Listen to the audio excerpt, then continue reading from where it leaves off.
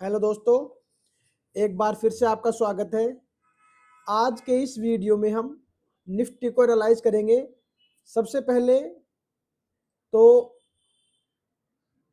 मैं आप सब लोगों को बधाई देना चाहता हूं जिन लोगों ने सिल्वर की वीडियो देख के उसमें इन्वेस्टमेंट किया था और उसमें उनको अच्छा रिटर्न मिल रहा है। क्योंकि जब मैंने पहली बार सिल्वर की पोस्ट डाली थी उस समय सिल्वर 1 लाख चल रहा था, जो अभी 3.5 लाख रुपए को हिट कर गया है। तो भविष्य में भी आप इसको होल्ड रखें। 2032 तक इसके टारगेट हैं जो हमारे 15 लाख रहने वाले हैं। तो लॉन्ग टर्म के हिसाब से आप उसको कंटिन्यूसली होल्ड रखें। अब हम इस वीडियो में आगे निफ्टी को एनालाइज करते हैं कि निफ्टी किस तरीके से आगे मूव करेगा। सबसे पहले तो यह डेली बेसिस का चार्ट है। तो डेली चार्ट पर इसने एक मेजर ईएमए को होल्ड कर रखा है। पिछली बार जब लगातार मार्केट टूटा था तब भी इसने इसको ब्रेक किया, लेकिन जब इसकी क्लोजिंग हुई तो इस ईएमए के ऊपर हुई, यानी इस ईएमए को इसने दोबारा होल्ड किया। एक बार यहाँ पर ब्रेक करके वापस रिवर्ट बैक हुआ और दूसरी बार यहाँ वापस होल्ड किया। इस महीने में जनवरी मंथ में निफ्टी लगभग 5% गिर चुका है और लगातार 10 दिन से इसमें गिरावट जारी है। लेकिन यह एक अच्छा संकेत है कि इसने मेजर ईएमए को 2 बार होल्ड किया है। अब दूसरी चीज, वीकली बेसिस पर हम आते हैं। तो वीकली बेसिस पर यह जो जुलाई 2023 का रेसिस्टेंस है वह अब सपोर्ट बन चुका है और जुलाई 2024 का जो रेसिस्टेंस है वह सपोर्ट बन चुका है।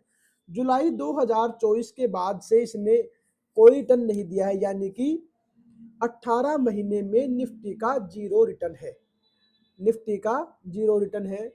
तो हम भविष्य में यह अनुमान लगा सकते हैं कि जिस तरीके से यह सपोर्ट को होल्ड किए हुए है, यहां से रिवर्ट बैक होने की संभावना है।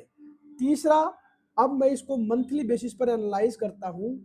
तो मंथली बेसिस पर एनालाइज करने पर जो चीज मुझे नजर आ रही है वह है यह आपका इवनिंग स्टार।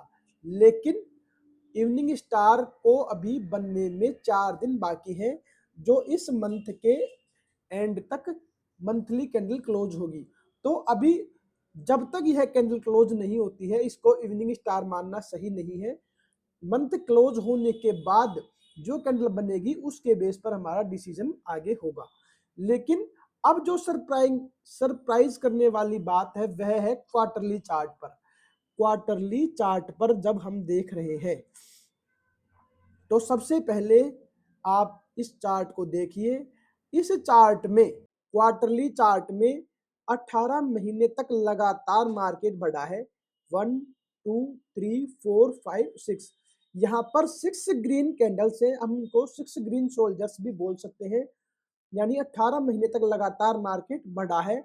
उसके बाद लगातार 18 महीने तक in the form of you, in the shape of you इसने एक्यूमुलेशन किया है। 1 2 3 4 5 6, यानी 6 क्वार्टर तक कंटिन्यूस रैली और उसके बाद 6 क्वार्टर तक इसने शेप ऑफ यू में एक्यूमुलेशन किया है। और उसके बाद वापस 1 2 3 4 5 6, यहाँ पर 6 क्वार्टर्स तक वापस कंटिन्यूस रैली आई है और वापस अब 6 क्वार्टर तक 1 2 3 4 5 6, यहाँ पर इसने वापस शेप ऑफ यू में एक्यूमुलेशन किया है।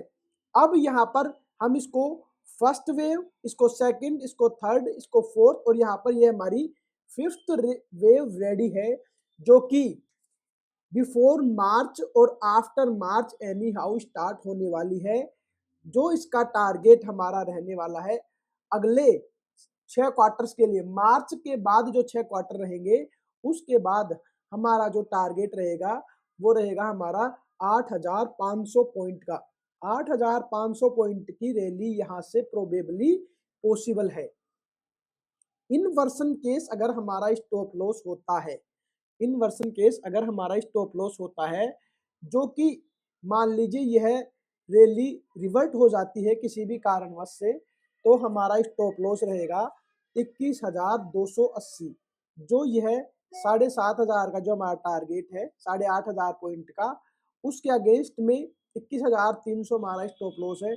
लेकिन प्रोबेबिलिटी हमारी फिफ्थ वेव आने की ही है, लेकिन हमें यह बताना पड़ता है कि स्टॉप लॉस क्या होगा, क्योंकि इसके कारण अगर कोई ब्लाइंड ट्रेड लेता है तो वह नुकसान में ना रहे। इसलिए हमारा जो आगे के 6 क्वार्टर है उनके लिए टारगेट 8,500 पॉइंट का है।